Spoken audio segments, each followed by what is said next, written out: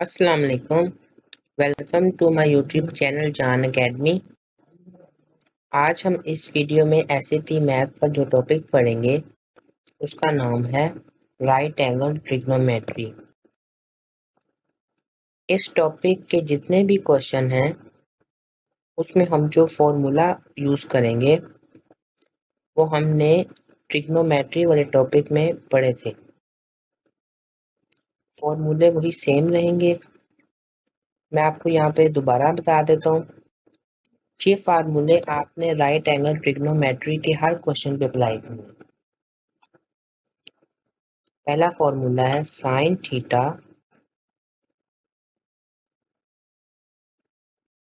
Equal to perpendicular divided by hypotenuse.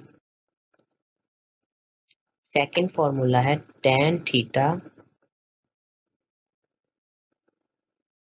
Equal to perpendicular divided by base. Third formula है cos theta equal to base divided by hypotenuse.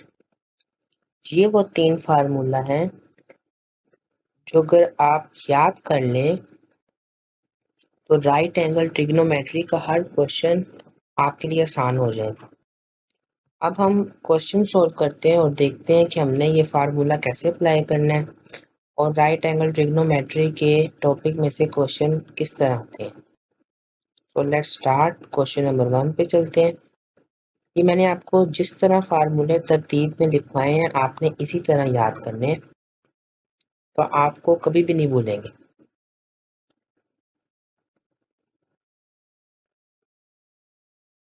इस तरह के question आते हैं right angle trigonometry से। The length of AE is square root 3 in the figure shown at left. ये देखें square root 3 AE की लेंथ है। What is the length of AB? तो वो हमसे AB की लेंथ पूछ रहा है। अब हमें यही नहीं पता कि परपेंडिकुलर कौन सा है, हाइपोटेन्यूज कौन सा है, तब तक हम AB की लेंथ कैसे फाइंड कर सकते हैं? तो आपने एक बात याद रखनी है कि एंगल के बिल्कुल सामने वाली जो साइड होती है वो परपेंडिकुलर होती है। अब ये देखें C पे 60 है, इट मीन्स B पे भी 60 है।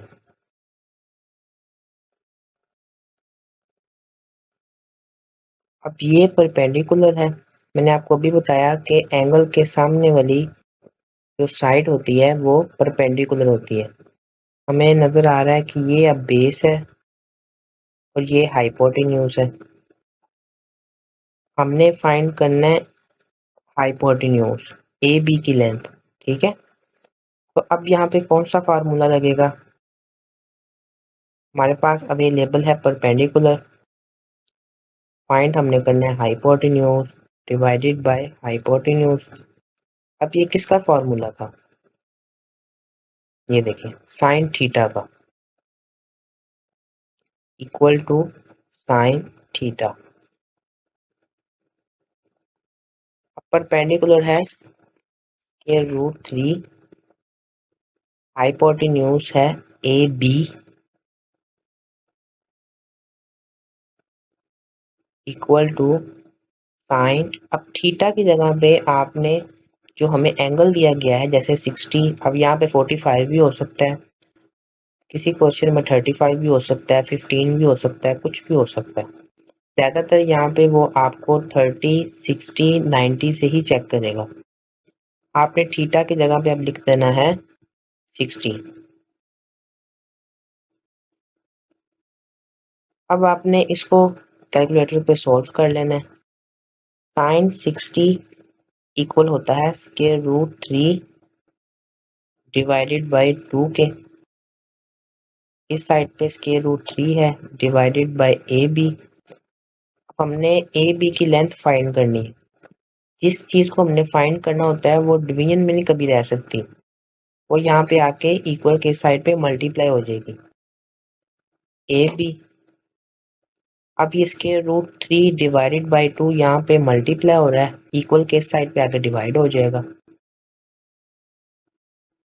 Square root 3 divided by square root 3 divided by 2। Square root 3 और स्क्वायर रूट 3 कट गए। 2 जो यहाँ पे नीचे डिवाइड हो रहा था ये ऊपर चला जाएगा। ए बी की वैल्यू आ गई है 2। यही हमारा राइट आंसर है। ये देखिए करेक्ट आंसर 2। इस तरह आपने क्वेश्चन सॉल्व करना है। सारी गेम ही फॉर्मूले की है। जिसको फॉर्मूला आता है वो क्वेश्चन आसानी से सॉल्व कर लेगा। जिसको फॉर्मूला याद नहीं है उसके लिए बड़ी मुश्किल होगी।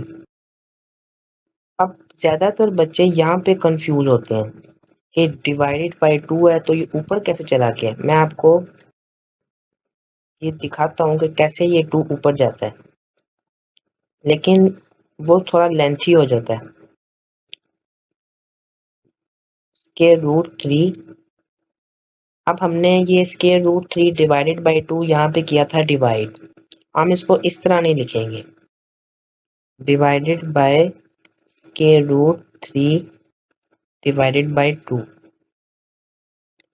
अब जब हम डिवाइड से यहाँ पे मल्टीप्लाई का साइन लगाएंगे तो ये जो 2 है ये ऊपर चला जाएगा और स्क्वायर रूट 3 नीचे आ जाएगा। ठीक है, स्क्वायर रूट 3 ये तो अपनी जगह पे वैसे ही रहेगा। अब जब मैं इन दोनों को मल्टीप्लाई कर दूंगा तो यहाँ पे आएगा स्क्वायर रूट 3 मल्टीप्लाई हो रहा है 2 divided by square root 3। Square root 3 और स्क्वायर रूट 3 कट गया, हमारे पास वैल्यू आ गई है 2। तो हमने यहाँ पे डायरेक्ट सॉल्व किया, हमने कोई स्टेप्स नहीं किए, डायरेक्ट हमने निकाल लिया कि इसका आंसर है 2। अब ये आपके ऊपर डिपेंड करता है आप कितने लंबे स्टेप्स करना चाहते हैं या डायरेक्टली सॉल्व करना चाहते हैं। मैंने आपको दोनों तरीके से समझा दिया है। ठीक है, नेक्स्ट क्वेश्चन करते हैं। अब ये वाला क्वेश्चन भी पिछले क्वेश्चन की तरह सेम है। The length of A E is square root 2 in the figure shown at left what is the length of B E. अब उसने हमसे बी ई की लेंथ पूछ ली है। तो एंगल हमारे पास ये है 45 का। इट मीन्स बी का जो एंगल है वो भी 45 डिग्री है। एंगल के सामने परपेंडिकुलर होता है, ये हाइपोटेन्यूज है और ये बेस है। ये पहले फाइंड करना ही असल काम है। अब हम देखेंगे हमारे पास परपेंडिकुलर है, हमने लेंथ फाइंड करनी है बी ई की, वो है base. Perpendicular divided by base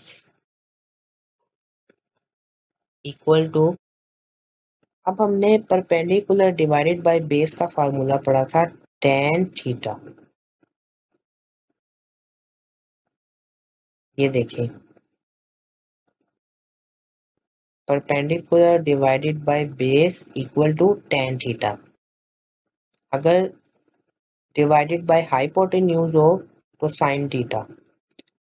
cos theta कब यूज होता है, जब बेस डिवाइडेड बाय हाइपोटेन्यूज हो। ठीक है, अब हमने इसको सॉल्व कर लेना है। परपेंडिकुलर है हमारे पास के रूट 2, बेस हमने फाइंड करना है B E equal to tan theta की जगह पे आएगा एंगल जो है 45। अब हम इसको सॉल्व कर लेंगे। tan 45 इक्वल होता है 1 के root 2 divided by B E equal के साइड पे आएगा तो मल्टीप्लाई हो जाएगा स्क्वायर रूट 2। 1 यहाँ पे आकर डिवाइड होगा तो कोई फायदा नहीं होगा, हमारे पास आंसर फिर भी स्क्वायर रूट 2 ही रहेगा। बी ई की वैल्यू आई है square root 2। Option B is correct, right. Next question solve करते हैं, question number 3। What is the length of X Y in the figure shown at left. अब वो हमसे एक्स वाई की लेंथ पूछ रहा है, उसने हमें एंगल दिया हुआ है 45। जहाँ पे एंगल हो हमने उसके बिल्कुल साथ ही उसको मिला देना। ये भी 45 का ही है।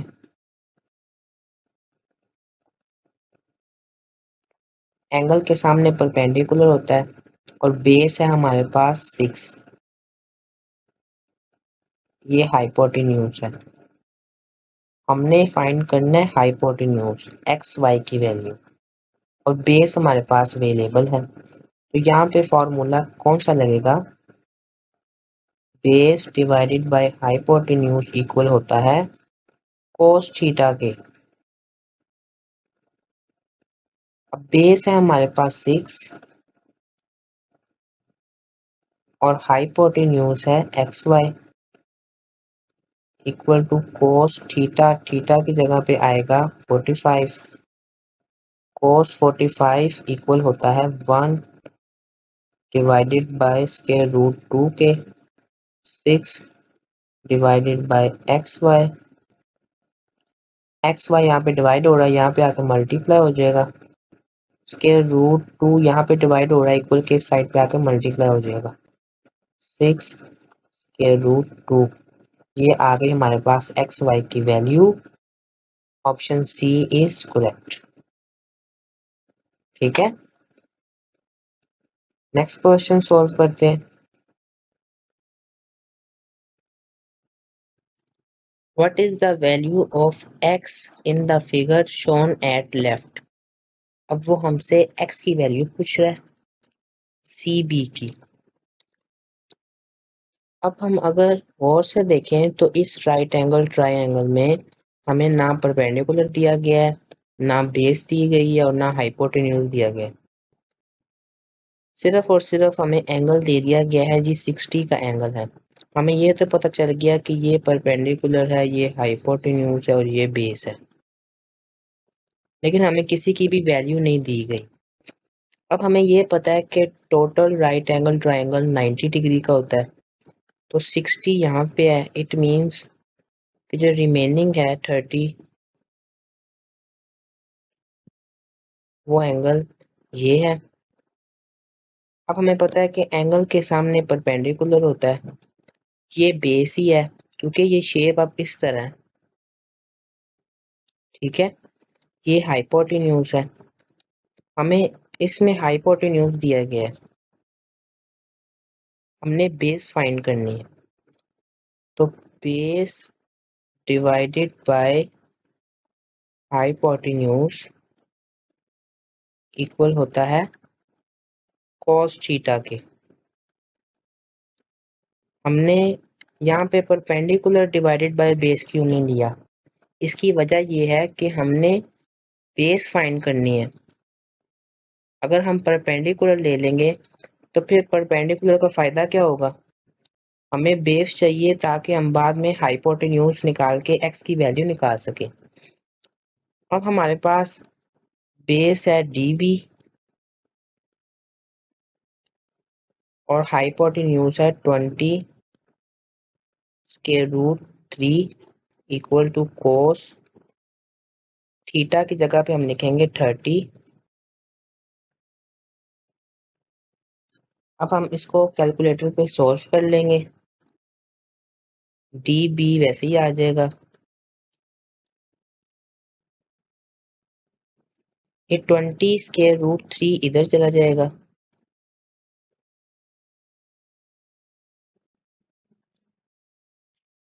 कोस 30 इक्वल होता है 3 स्क्वायर रूट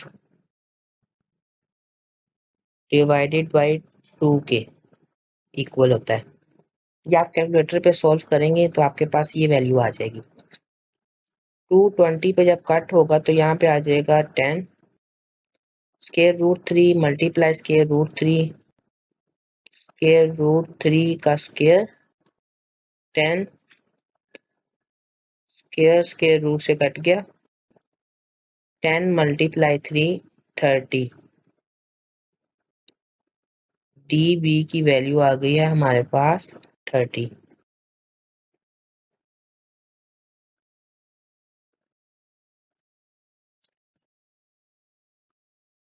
अब हमने x की वैल्यू फाइंड करनी है, तो बेस हमारे पास आ गई है, हाइपोटेन्यूज फाइंड करना है।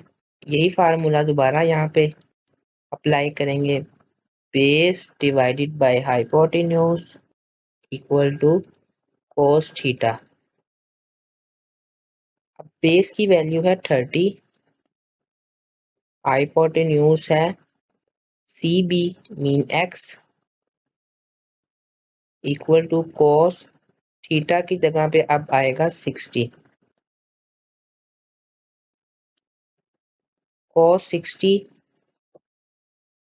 इक्वल के इस साइड पे आ जाएगा, और x यहाँ पे डिवाइड हो रहा है, यहाँ पे आके मल्टीप्लाई हो जाएगा, x 30 divided by 1 divided by 2, cos 60 equal होता है 1 डिवाइडेड बाय 2 के। अब ये 2 यहाँ पे डिवाइड हो रहा है, हमने पिछले क्वेश्चन में सीखा था जो यहाँ पे डिवाइड हो रहा हो वो ऊपर चला जाता है, इट मीन 30 मल्टीप्लाई 2, x की वैल्यू आ गई है 60। यही हमारा राइट आंसर है, ये देखें correct answer 60, right. Next question पे चलते हैं।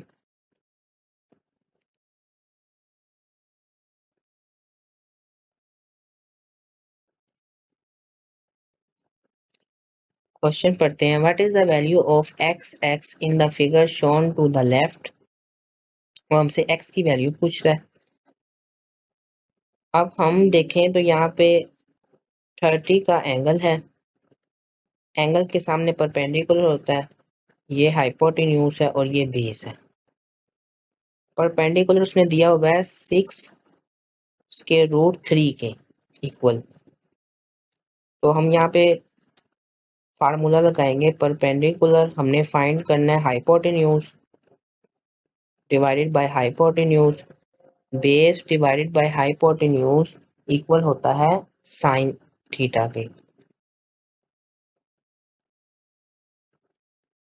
साइन थीटा, थीटा की जगह पे आएगा 30, परपेंडिकुलर है 6 स्क्वायर रूट 3 और हाइपोटेन्यूज है x। साइन 30 को जब हम सॉल्व करेंगे तो हमारे पास वैल्यू आएगी 1 डिवाइडेड बाई 2,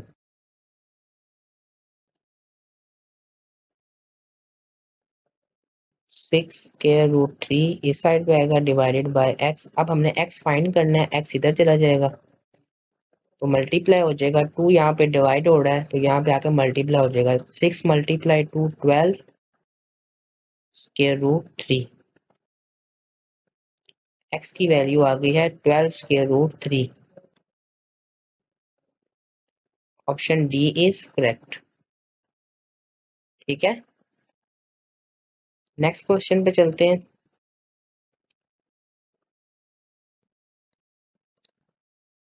नेक्स्ट क्वेश्चन पढ़ते हैं, what is the value of x in the figure shown at left. हमसे वो x की वैल्यू पूछ रहा है, तो एंगल हमें दिया गया है 30, एंगल के सामने परपेंडिकुलर होता है, ये हाइपोटेन्यूज और ये बेस है। अब ना हमारे पास बेस की वैल्यू है, ना हाइपोटेन्यूज की, ना परपेंडिकुलर की, एक तो वैल्यू हमारे पास होनी चाहिए ना जिससे हम फाइंड कर सकेंगे x की वैल्यू। तो हमें अब एक वैल्यू इसमें से फाइंड करनी पड़ेगी। अगर हम इस राइट एंगल ट्रायंगल में देखें तो हमारे पास 4 अवेलेबल है, जो कि है हाइपोटेन्यूज, ये परपेंडिकुलर और ये बेस। अब हमें पता है कि total right angle triangle 90 degree का होता है, तो यहाँ पे 30 है, 90 माइनस 30 इट मीन्स ये 60 का एंगल है, एंगल के सामने ही परपेंडिकुलर होता है, तो हमने फाइंड करना है परपेंडिकुलर डिवाइडेड बाय, हमारे पास अवेलेबल है हाइपोटेन्यूज इक्वल टू, अब perpendicular divided by hypotenuse equal होता है साइन थीटा के।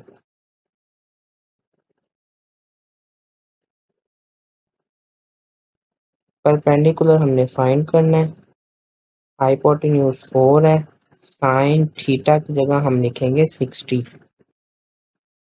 साइन 60 को जब हम सॉल्व करेंगे तो हमारे पास वैल्यू आएगी square root 3 divided by 2 E divided by 4। अब ये 4 यहाँ पे डिवाइड हो रहा है, यहाँ पे आके मल्टीप्लाई हो जाएगा।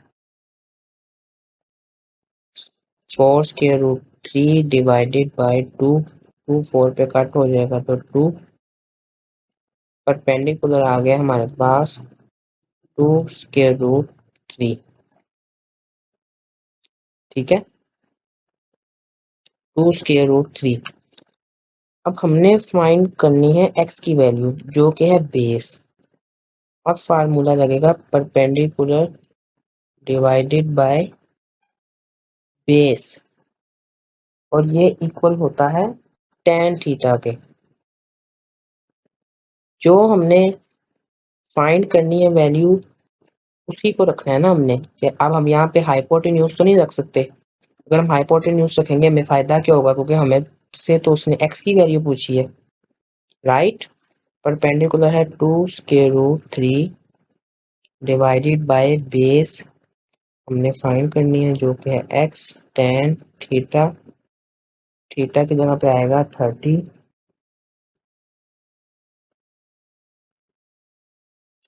tan 30 इक्वल होता है स्क्वायर रूट 3 डिवाइडेड बाय 3 के 2 square root 3 divided by x। x अब यहाँ पे आके मल्टीप्लाई हो जाएगा, 2 स्क्वायर रूट 3, 3 यहाँ पे डिवाइड हो रहा है, यहाँ पे आके मल्टीप्लाई हो जाएगा, डिवाइडेड बाय स्क्वायर रूट 3, यहाँ मल्टीप्लाई हो रहा है, यहाँ पे आके डिवाइड हो जाएगा। स्क्वायर रूट 3 कट गए, 3 मल्टीप्लाई 2 6, x इक्वल 6। ये देखें करेक्ट आंसर 6, यही हमारा राइट आंसर है। इस तरह आपने क्वेश्चन सॉल्व करने हैं। अगर हम वहाँ पे फार्मूले याद किए बगैर जाएंगे तो हम कहेंगे कि परपेंडिकुलर डिवाइडेड बाय हाइपोटेन्यूज किसके इक्वल होता है, हम इस ये सोचने में ही अपना टाइम ज़ाया कर लेते हैं। इस वजह से मैंने आपको बताया कि मैंने आपको जिस तरतीब से लिखवाए हैं आपने इसको मस्ट याद करने हैं। ठीक है, नेक्स्ट क्वेश्चन पे चलते हैं। बड़ा ही आसान टॉपिक है ये, राइट एंगल ट्रिग्नोमेट्री। जिस बच्चे ने मेरी वीडियो देखी है ना ट्रिग्नोमेट्री की, उसको तो ये सवाल इस तरह समझ आ रहे होंगे कि जैसे उसके लिए कोई मसला ही नहीं है।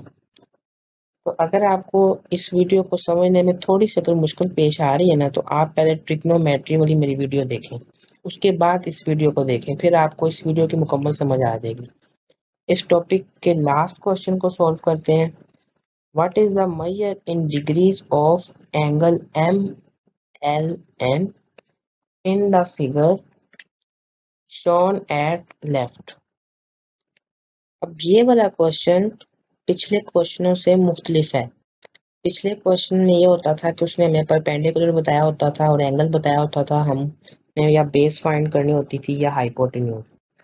अब ये क्वेश्चन इस वजह से मुख्तलिफ है, उसने हमें परपेंडिकुलर भी दे दिया है और हाइपोटेन्यूज भी दे दिया है, और वो हमसे कह रहा है कि मुझे एंगल निकाल के बताओ कि वो क्या है। ये देखें एंगल एम एल एन।